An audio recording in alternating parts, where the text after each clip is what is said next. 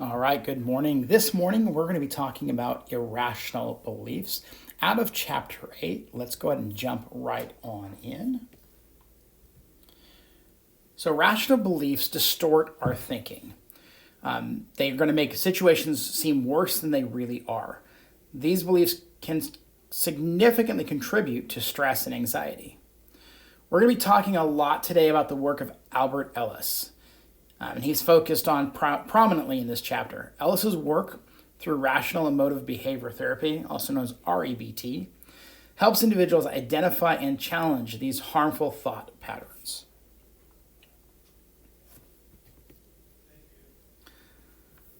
Albert Ellis identified 11 irrational beliefs listed here that many of us will face. We're going to dive into these individually and discuss what each might look like in our lives. More importantly, we're also going to look at how you can reframe these irrational beliefs. Starting off with irrational belief 1, that is the need for absolute approval. Ellis framed it as, I must be loved or approved by everyone I meet. And this leads to believing you're a failure if someone or anyone disapproves of you. This belief causes distress because it's impossible to gain approval from everyone. Holding on to this thought can result in social anxiety and feelings of rejection. Challenging this belief involves accepting that not everyone will like or approve of us, and that's okay. Irrational belief number 2 is perfectionism. Ellis framed it as this: I must be thoroughly competent, adequate, and achieving in all possible respects. So in this irrational belief, you're going to have a feeling of being unworthy whenever you make a mistake. The pressure to be perfect in everything you do is unrealistic, and it sets you up for constant disappointment. Mistakes are part of learning. Reframing this belief involves acknowledging that it is okay not to be perfect and to see failures as opportunities for growth. So, irrational belief number 3 is what we would call catastrophizing. Ellis framed it this way: if something goes wrong, it will be a complete disaster. And this is an overreaction to minor setbacks. And thinking that those minor setbacks will ruin everything in turn. Catastrophizing leads to overwhelming stress by exaggerating the consequences of small mistakes or problems.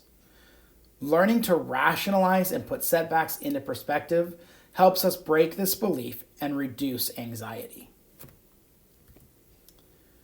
The fourth irrational belief that Ellis identifies is the avoidance of difficulty. He states it like this: if something is difficult or challenging, I should avoid it. And as a result, people who have this irrational belief will avoid difficult tasks because they're afraid of failure or discomfort. And this belief fosters procrastination and prevents personal growth. Challenging it involves embracing challenges as opportunities to learn and grow, understanding that discomfort is often a necessary part of achieving success. The fifth irrational belief relates to external control. My happiness depends on external events and other people. Believing that others are responsible for your emotions is a key part to this irrational belief. This belief makes you feel powerless in placing control over your own emotions and letting that control be in the hands of others. Taking responsibility for your own emotional responses allows you to regain control over your happiness and mental well-being. Rational belief number 6 is overgeneralization. Ellis frames it like this: if something bad happens once, it will happen again and again. For example, if you fail a test, you assume that you'll fail every test in the future. Overgeneralization creates a negative pattern of thinking based on isolated incidents. Changing this belief involves recognizing that each situation is unique and that one failure doesn't predict future outcomes. Irrational belief number 7 is what we call emotional reasoning. If I feel something strongly, it must be true. Feeling anxious and assuming that the situation is dangerous is an example of an emotional reasoning. Emotional reasoning causes us to confuse feelings with facts.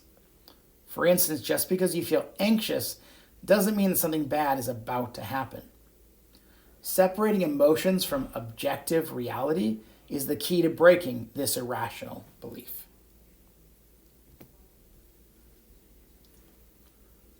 Irrational belief number 8 is that people must be punished. People who hurt me or behave badly must be punished. Believing that everyone who wrongs you deserves punishment leads to anger and resentment.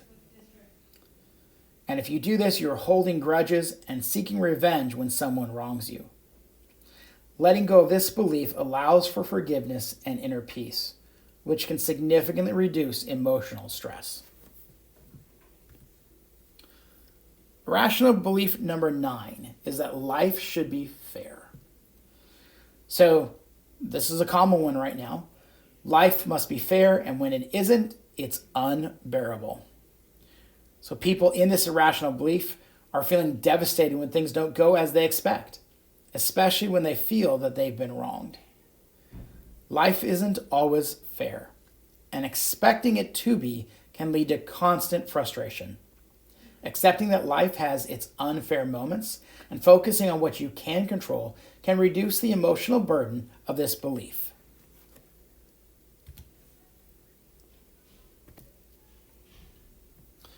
Irrational belief number 10, I can't cope. I can't handle it when things are hard or stressful. And this has a feeling of overwhelmed and giving up when faced with challenges. This belief undermines resilience by making you feel incapable of dealing with tough situations.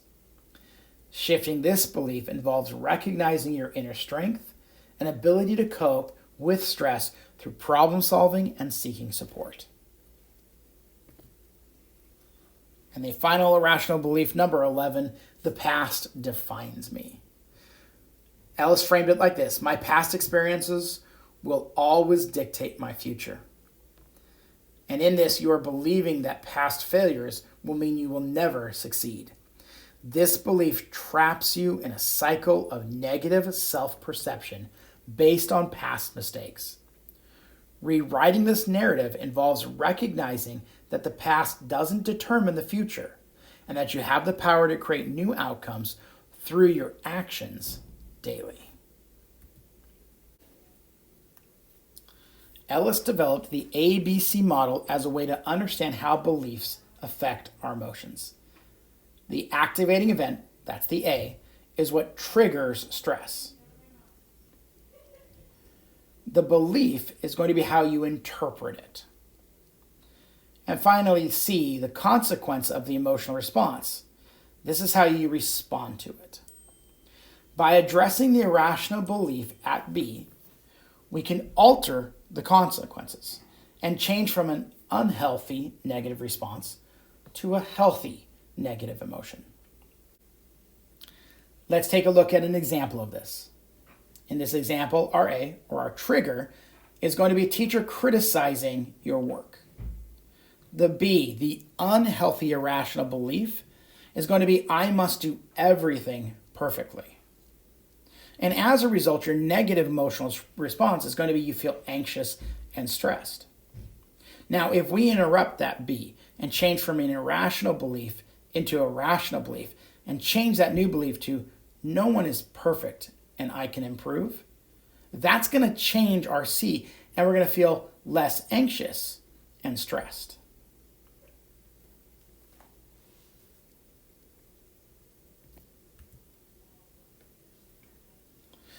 For your exit ticket today, I want you to analyze one of these situations. Like in the previous slide, show how the irrational belief impacts you, and then write a new rational belief. So pick from one of these scenarios and do the same thing, the A, B, C, and then rewrite the new rational belief that you can intervene with. Your 4 examples. You're friendly with all your classmates, but one of them hosts a party and doesn't invite you. Another scenario you could pick, your friend doesn't follow up with lunch plans. Another scenario, you make a mistake during a class presentation. And the last one you can pick from, you were not selected for a sports team. Go ahead and pause the video now and go ahead and do this on your exit ticket.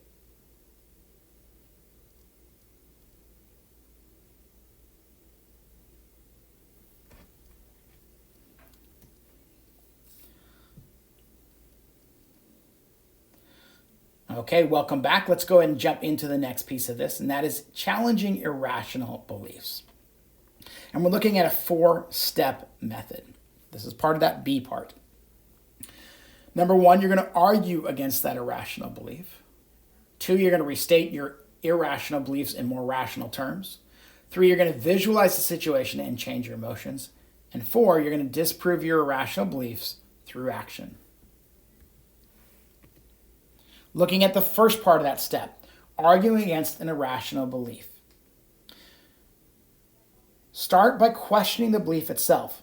For instance, if you believe I must be perfect in everything I do, ask yourself, is this realistic? Has anyone ever been perfect in everything? Look for evidence that disproves this belief and think of situations where you've made mistakes and still achieved success or learned something valuable. Arguing against irrational beliefs helps weaken their hold and allows you to see more balanced perspectives. Once you've argued against your irrational beliefs, restate them in rational, healthier terms. For example, if your belief is, if I fail, I'm worthless, you can reframe it to, everyone fails sometimes, and failure is part of learning. This step is crucial because it helps shift your mindset toward one of the more self-compassionate and realistic. By replacing harsh, unrealistic beliefs with rational thoughts, you're laying down the foundation for better emotional resilience and reducing stress.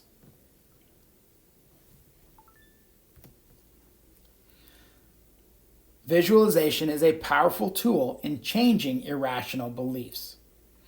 Picture a situation where you typically experience stress or anxiety due to an irrational belief.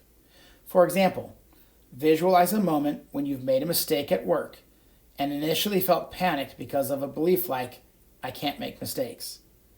Now imagine responding with your new rational belief, such as, it's okay to make mistakes. I'll learn from this. Notice how this shift in thought changes your emotional response, from anxiety to calmness or determination. Practicing this regularly can help you naturally adapt and adopt more rational thinking. The final step in challenging irrational beliefs is to take action. If you believe something like, I can't handle stress, actively put yourself in a challenging situation and prove to yourself that you can cope. It might be something small, like tackling a difficult task in school or having a tough conversation. When you successfully manage these situations, you gather concrete evidence that your irrational belief is false. Taking action not only challenges your irrational thoughts, but also builds confidence in your ability to cope and reinforces your new rational beliefs.